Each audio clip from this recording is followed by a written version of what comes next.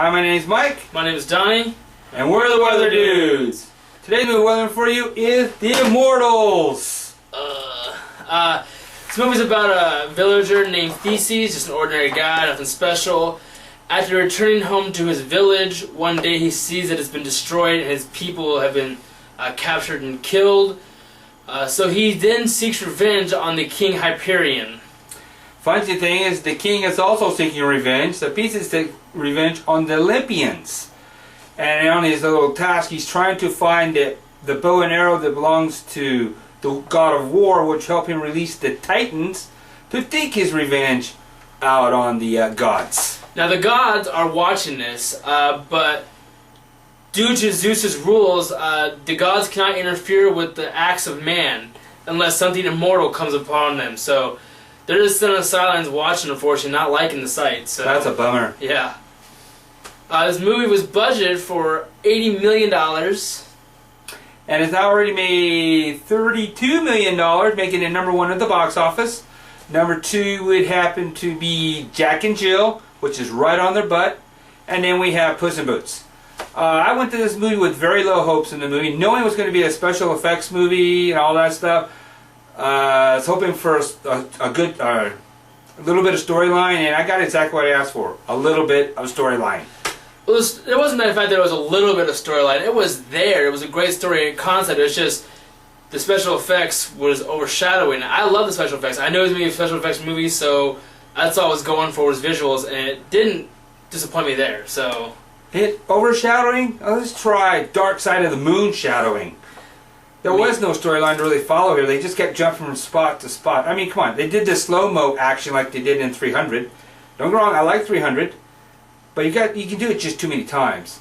And then they did slow-mo and they made the movie 110 minutes long. If you took out the slow-mo, this movie might be 90 minutes if we're lucky. You know, it is exactly like 300. I thought, and you know, we both agreed 300 was good. The slow-mo is definitely something that's being over and over again. Yeah. He's right. I'd have to say that slow-mo is being used over again. The problem with this movie is, as I told you, special effects should be glue for the movie. They poured gallons of glue into this movie. The storyline became a dot-to-dot connection for us. For me. I mean, I was able to, I knew the storyline was existing, I knew it was there, but they didn't rely on that storyline to make the movie. They just definitely relied on the visual effects, but they didn't rely on storyline at all. All right. So, among other things in this movie, just like 300, it was great for the, visuals and the abs. Yeah. Yeah, check out these abs, dude. Yeah, abs. Moving on to the rating of this movie, you might already guess what I'm gonna say. I gave it a cloud today. I'll own it. I thought it was good, just like I owned 300. It was very visual. I loved it. Fortunately, you probably noticed that I'm going to disagree with him. I am moving it into rain with possible snow. This movie was an oxymoron in its own right. Come on. Harsh. You actually had buildings that were supposed to be ravished. They didn't look ravished. You had people with big, giant fights. Their clothes were perfect, immaculate condition. Come on.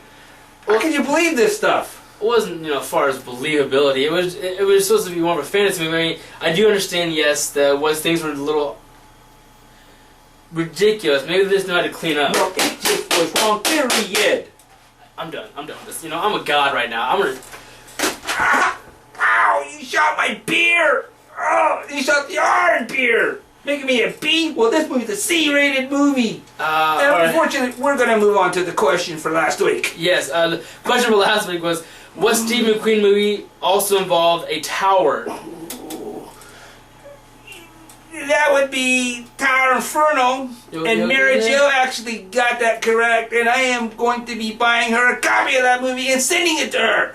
Yeah, just a recap for you people out there. You get to write in these questions. You get entered into a drawing for a chance to win a prize, which we will announce at the end of each month. For each right answer you get for each question, you get entered into that many times.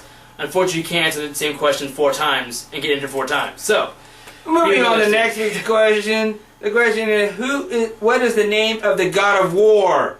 Send responses to our YouTube channel or email account, thewhetherdudes@gmail.com. The Thewhetherdudes, all one word, and whether or not to see the movie. Stay tuned next week. We will have another movie for you.